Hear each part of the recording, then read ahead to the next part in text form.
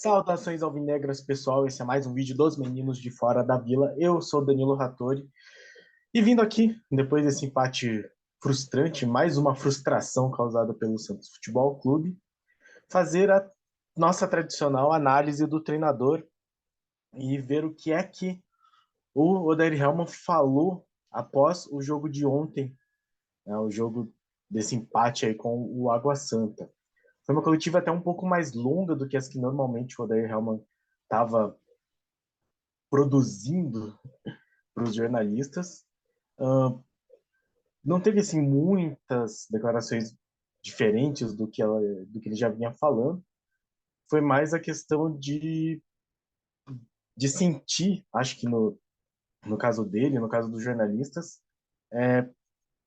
qual que é a impressão do treinador com relação ao time.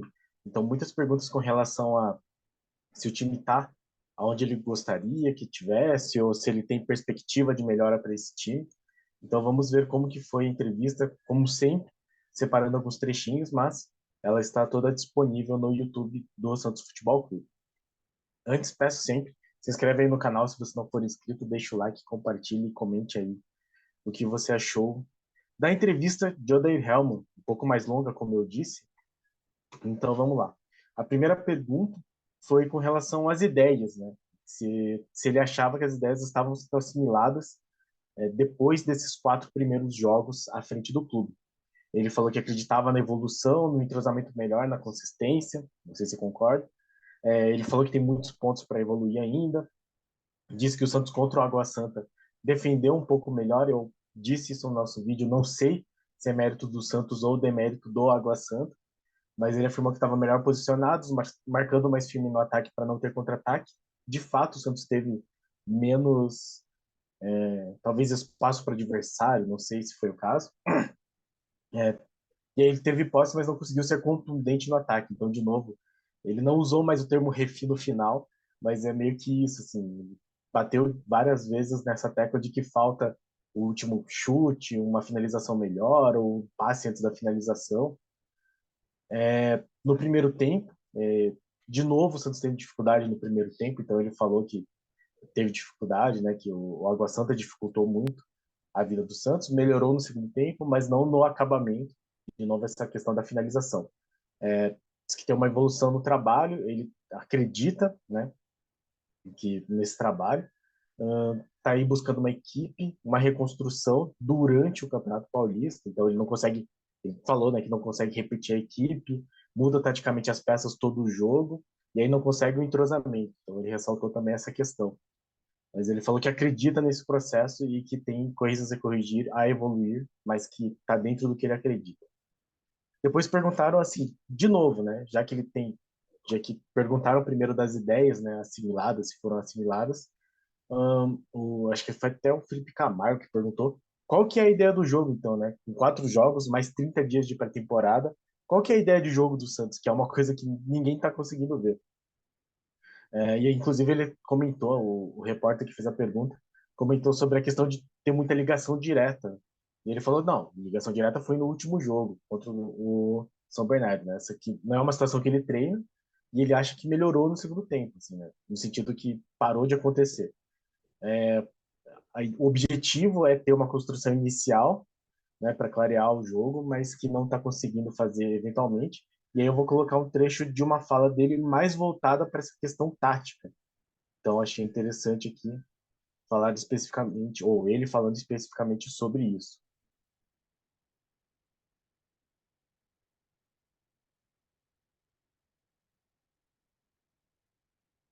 Campo, clarear um pouco mais o jogo. Por exemplo, hoje no primeiro tempo, a gente tentou, mas a gente se aproximou com os homens de defesa demais para receber a bola e ficou muito distante os homens da frente, então criou um espaço muito grande no meio-campo. Quando o jogador de defesa recebia a bola, olhava e tinha uma distância entre as linhas, e aí gera uma intranquilidade, e aí você, ou pressionado, ou faz a bola longa ou joga para trás. Né? Por quê? Porque a gente tentou abrir linha de 3 para fazer a construção, porque eles estavam marcando com 2, vieram com linha de 5, né? Com 3 por dentro, fecharam o centro do campo, tiraram a amplitude do jogo com a linha de 5 e jogaram os dois caras na frente para pressionar a saída. Só que os dois conseguiam marcar 4 na saída. Porque a gente estava vindo com os dois volantes no pé para receber, fazendo o mesmo movimento, os dois laterais baixos, e aí os jogadores de frente muito distante desse espaço. Criou um espaço muito grande e aí gera essa situação de, às vezes, você ter que botar uma bola longa até por ser pressionado, mas não é o que se treina, não é o que se busca. A ideia é de uma construção mais limpa, mais inicial, desde o tiro de meta. Claro que, por exemplo, no jogo do Guarani a gente falou. Então aí vocês puderam ver que ele parece ter consciência com relação a essa dificuldade do Santos e ele pareceu entender taticamente o que estava acontecendo no jogo. Então ele falou sobre como existe um espaçamento entre os volantes que ficam muito atrás para a linha mais adiante, né? O problema é que ele lê isso não está representando nenhum tipo de evolução no quesito tático, né? Já, já é o quarto jogo e o Santos continua tendo esse espaçamento muito grande entre os volantes e o ataque. Ele falou que no jogo contra o Guarani treinou para construir, né, mas tentando simplificar. E aí ele termina, né? Vocês viram a fala dele que termina falando que eventualmente precisa ir dar esse chutão porque não tem esse passe, né? Então ele fala que falta a parte de finalização, talvez uma tabela ou um drible que se aproxime do gol. E a ideia é buscar essa construção inicial. Então, ele falou várias vezes sobre isso. Ser um time compacto. No primeiro tempo teve dificuldade, de novo ele ressalta isso. Não dá para ter só essa bola de desafogo, que é o chutão para frente, né? O famoso chutão para frente. E aí ele fala que não foi exatamente uma justificativa, mas para dar uma contextualização, que a pré-temporada não foram exatamente 30 dias, porque foram retomando. Então teve um período, e aí para um pouco, por causa do Natal, para um pouco, depois de novo no Ano Novo. Então, não foram 30 dias corridos de trabalho. É que ele explica, mas não justifica, né? Então, o time precisa buscar uma consolidação, início de campeonato, então não está conseguindo repetir a equipe, ele voltou nesses mesmos problemas. E aí, de novo, trabalhar para que consiga colocar essas ideias e que o time ganhe consistência com e sem a bola. Depois ele foi perguntado sobre a questão de mercado. E aí ele deu uma resposta até que ficou meio, assim, ganhou mais repercussão sobre se ele falar que não tem perspectiva, ele tem que ser mandado embora. E eu vou colocar esse trecho aqui para a gente ver.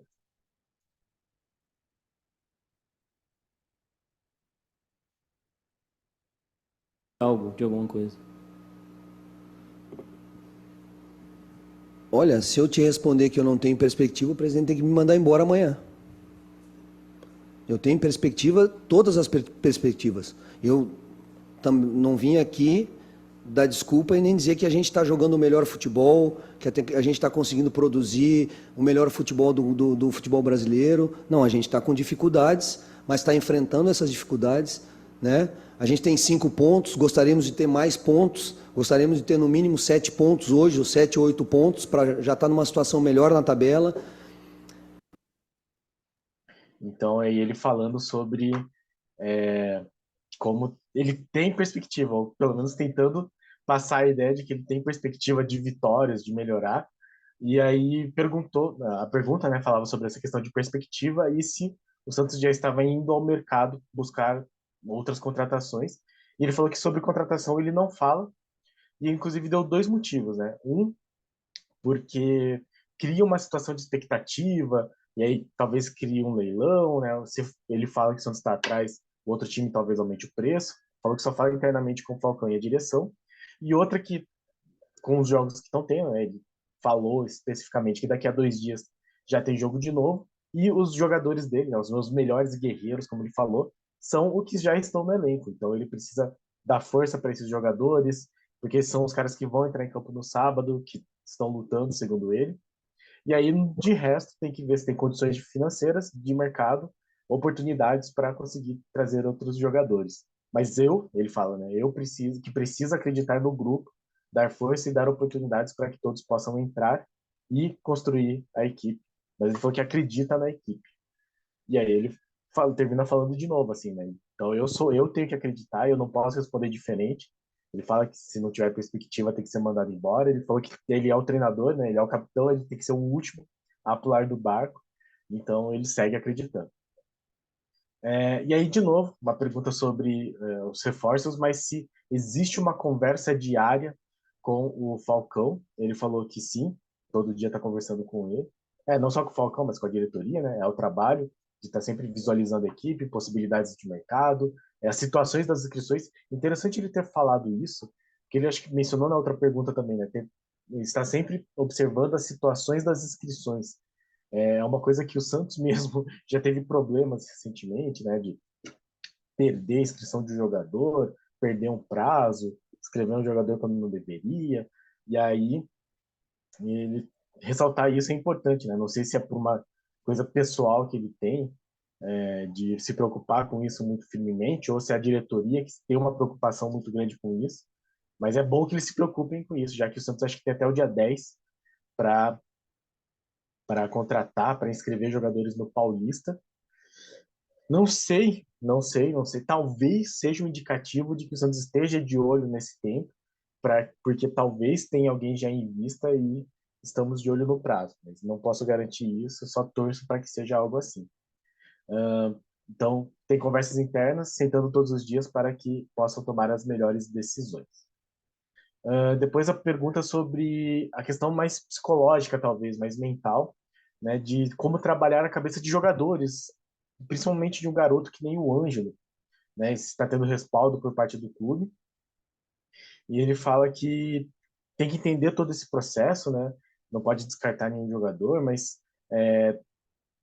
principalmente essa questão do passado que o Santos tem, esse passado recente muito difícil do Santos. Então ele falou que não dá para esquecer esse passado, mas não precisa ficar trazendo, né? Piora a pressão. Então ele está trabalhando para evoluir, os jogadores estão buscando, e aí tem que passar a força necessária. E ele tem uma fala muito interessante, na minha opinião, sobre o Ângelo.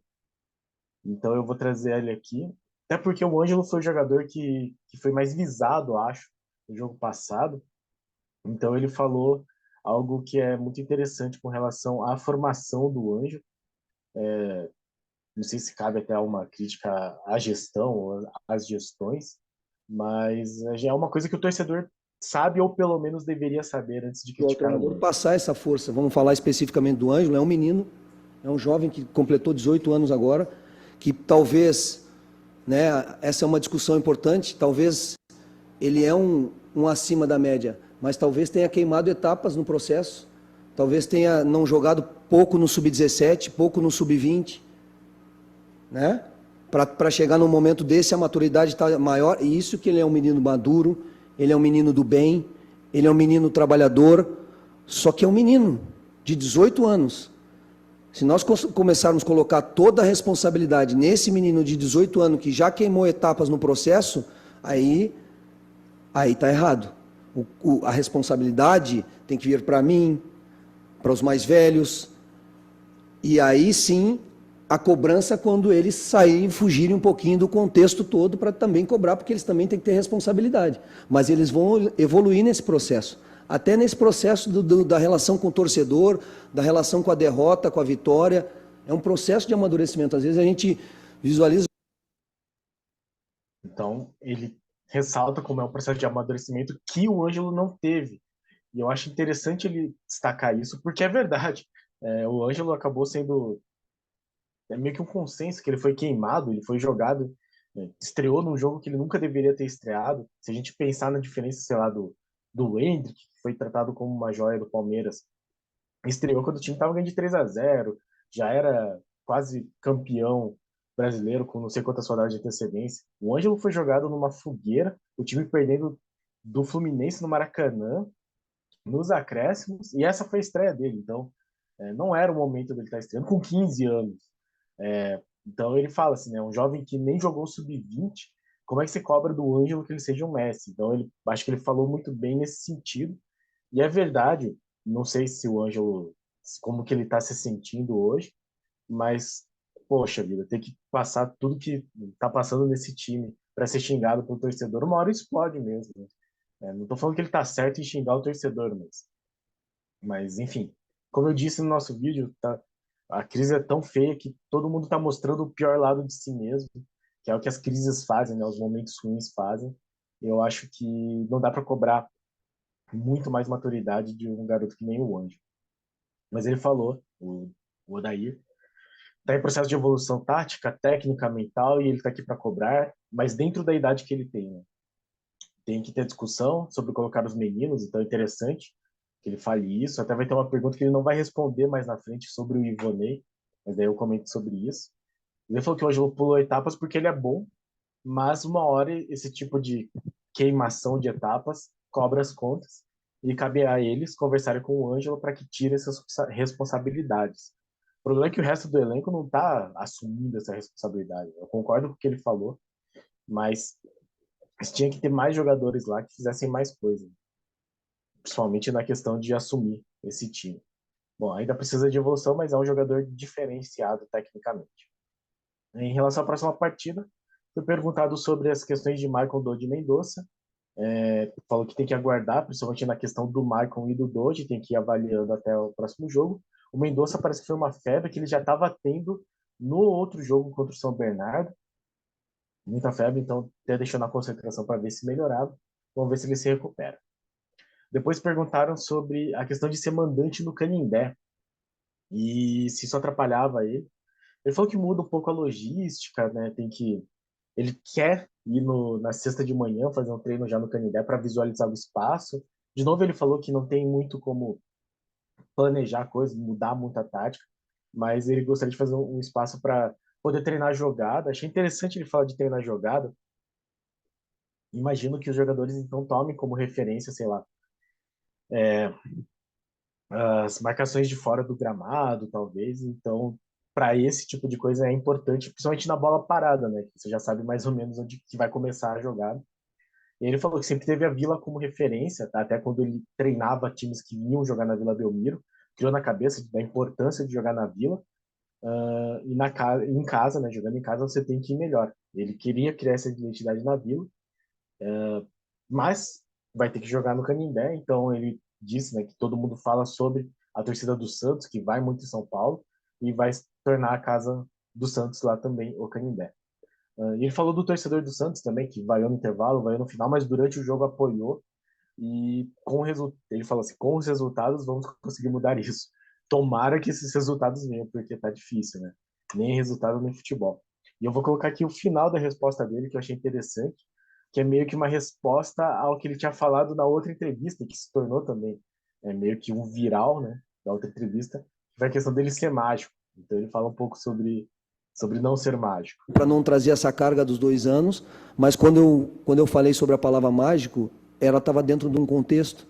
Eu estou há 1 mês, 25 dias aqui, no quarto jogo, e eu não posso trazer esse contexto de 2 anos para cá. Porque se eu ficar toda hora falando desse contexto para os jogadores, todo mundo vivendo esse contexto, esse ambiente de 2 anos, qualquer derrota, qualquer empate vira um desse tamanho. Eu tenho que, nós jogamos 4 jogos, não jogamos tão bem, jogamos um segundo tempo do Mirassol melhor, hoje um pouquinho mais de construção, não sofremos tanto, mas tivemos as nossas dificuldades, estamos buscando a nossa evolução, mas eu não posso trazer essa pressão para dentro de 2 anos, para esses 4 jogos ou para esse início do meu trabalho. Por quê? Porque eu não vou conseguir transformar as coisas como treinador, como profissional que sou, em 20 dias, em 30 dias, em 4 jogos. Se tem tudo isso que vocês todos falam, de 2 anos. Então, vai ser passo, com dificuldade, mas nós vamos dar passos. E eu acredito que vamos conseguir, que vamos evoluir para que a gente consiga resultado e performance. Então, ele de novo traz a questão da pressão de 2 anos, né? Ele falou de não ser mágico outra vez. E eu acho que tem sentido o que ele falou, é um certo imediatismo, é porque, bom, quando ele entrou no time, ele já sabia que tava, onde ele estava se metendo. Então, é um time que tem essa carga de 2 anos. Não adianta ele falar que não dá para trazer para dentro, porque tem isso, o torcedor já está muito desgastado, todo mundo está muito desgastado, e vai ter esse tipo de dificuldade mesmo, não adianta. Todos nós torcemos para que ele consiga essa evolução que ele tanto fala, e que os resultados venham como ele mesmo falou. E aí foi perguntado sobre a questão do Carabarral e do Ivonei, principalmente nessa questão de falar do jogador de meio de campo que o Santos não está tendo. Ele mesmo falou que existe esse distanciamento. E aí perguntaram assim, e o Ivonei, né, que a torcida chegou a pedir durante o jogo. Aí ele falou, vamos ver passo a passo. E aí ele falou, Carabarral treinou pelo lado e por dentro, né, ele jogou mais pela ponta. Ele acaba caindo um pouco para a direita também. Visualizei ele como meia por dentro para preencher esse espaço no meio. De fato, foi por aí que ele jogou. No último jogo conseguiu encontrar esse espaço, gerou um pouco de volume no jogo contra o São Bernardo. Hoje ele tentou, se movimentou, achou bons passes, não vi esses bons passes. Ele estava muito tempo sem jogar. Uma coisa que ele trouxe aqui que eu não tinha pensado, faz sentido, a falta de ritmo de jogo. De fato, ele estava sem ritmo de jogo. Não sei se justifica, mas é uma explicação.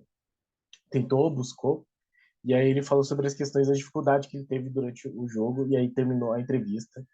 Então vou colocar aqui o último trecho dele falando na coletiva. Assim que eu acertar.